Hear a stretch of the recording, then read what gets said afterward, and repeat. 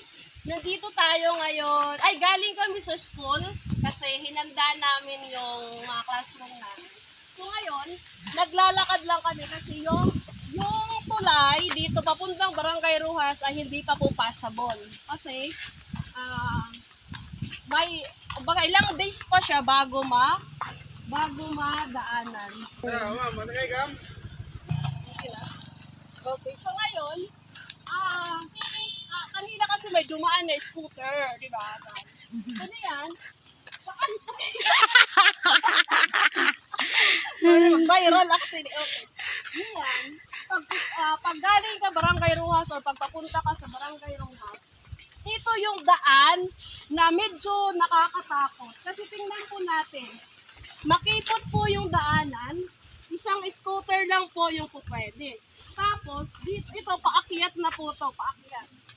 Tapos, mga kurbada po talaga, sharp curve yung dadaanan natin. Hindi mo alam kung may scooter doon, hindi mo alam kung may scooter dito. So, ang way lang, kailangan mong bumusina ka agad para makapag-warning ka na ikaw, andito ka, at yung makakatapo mo, Makakasalubong. yung makakasalubong mo is magpapagam. Ano ba magpapagam? Tagalog. To prepare. Mag-prepare in English. No? Ayan, so nandito na po tayo, di ba? Ito po yung way. Yan, ito yung sinasabi ko sa inyo na sharp curve. Tingnan ninyo, walang scooter doon, di ba? Walang scooter. Kaya kailangan, dito pa lang, busina ka na kaagad. Pause ko muna.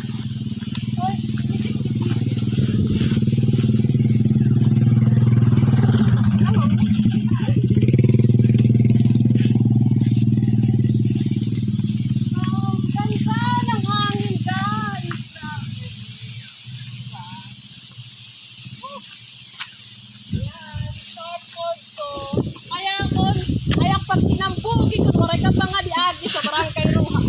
Ito, nagdipilay doon niya, ginalahos-lahosan lang, agi mo lang agi, before mo ang hampugan niya, bongga ka mag-drive. May bagyo ba? Mangangin eh. Ayan, ito guys, ito talaga yung delikado din. Kaya dito pa lang, bubusina ka na. Kasi diba dyan, lige. Diba? Di mo talaga aram kung may scooter dito. Ayan. Dito, ito yung sinasabi ko.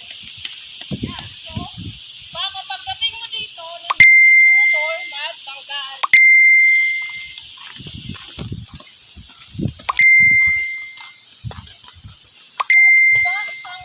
Kayo na talaga may scooter. Kaya kapag may makakasalubong ka, mag-give way.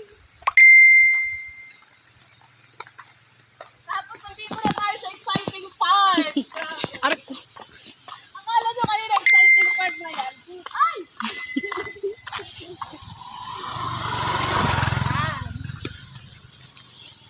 Ito na yung exciting part.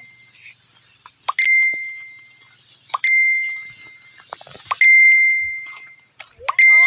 Ayan. Doon, paakyat ka. Kaya dito ka pala, dan ade, pwede ka magsalubong. Imagine, pangin siya o, malalim. So, kapag makasalubong mo, malalaglag yung isa. Kaya dapat, dito pa lang, stop ka na, tapos yung isa doon, stop na rin. Mag-give way. Kasi dati, dito, darato silitilian na hinabo nga nahulog. Diba? So, that's all for today guys. Salamat sa pag-subscribe. On the way from Rojas to Bugay. Bye-bye! Thank you! Shout out yung barangay captain ng Barangay Rojas. Kasi grabe talaga siya. Ayan, 'di ba? Sinusolusyonan niya kaagad yung mga dapat bigyang pansin sa barangay nila. Ayan oh.